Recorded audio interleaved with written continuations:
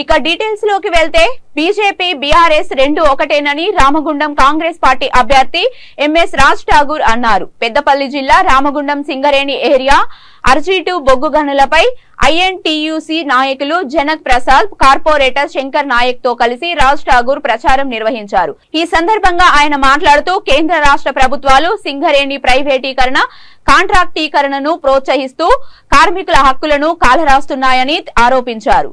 సింగరేణి వ్యాప్తంగా కాంగ్రెస్ పార్టీ వైపే కార్మికులు ఉన్నారని, ఎన్నికల్లో బీజేపీ బీఆర్ఎస్ పార్టీలకు గుణపాఠం చెబుతారని అన్నారు.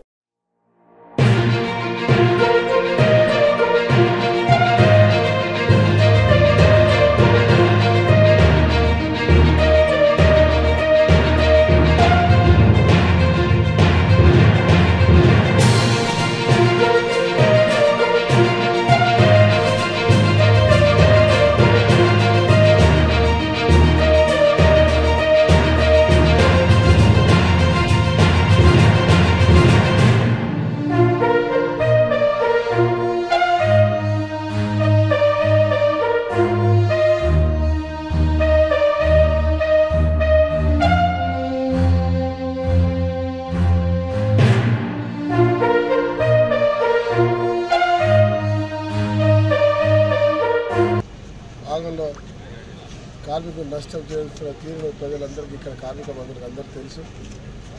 10 సంవత్సరాల తెలంగాణలో ఇలా తెలంగాణ ఉద్యమాన్ని ప్రారంభించిన కార్మిక బాంధవులు ఒక రకంగా చెప్పాలంటే సింగరేణి కార్మిక బంధువులు చేపట్టి ఈరోజు తెలంగాణ వచ్చిందని చెప్పి భావన.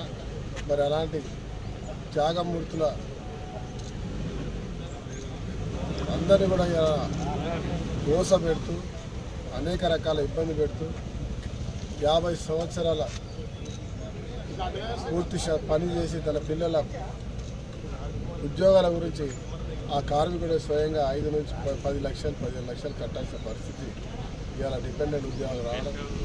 తర్వాత ఏ పని చేయాలన్నా కూడా అవినీతి, డబ్బు, రాజకీయ ప్రమేయం, ఒత్తిళ్లు, కార్మిక చట్టాలపై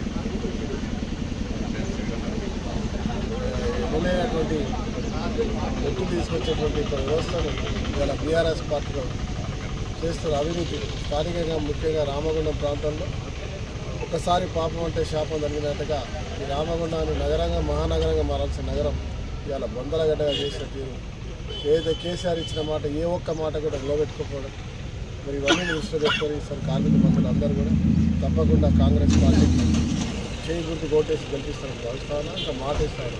రాహుల్ గాంధీ గారు ఇచ్చిన మాట మీద అపారమైన నమ్మకం, ఇన్కమ్ ట్యాక్స్ ఎగ్జామ్షన్, దాంతోపాటు సొంతెత్తి కళ, దాంతోపాటు మారుతున్న సమస్య, అదే మాదిరిగా డిపెండెంట్ ఉద్యోగాల్లో ఎలాంటి పారదర్శకత, ఎలాంటి అవినీతి లేకుండా ప్రతి ఒక్క కార్మికుడి హక్కులు వారి యొక్క జీవితాన్ని త్యాగం చేసి వాళ్ళ పిల్లలకు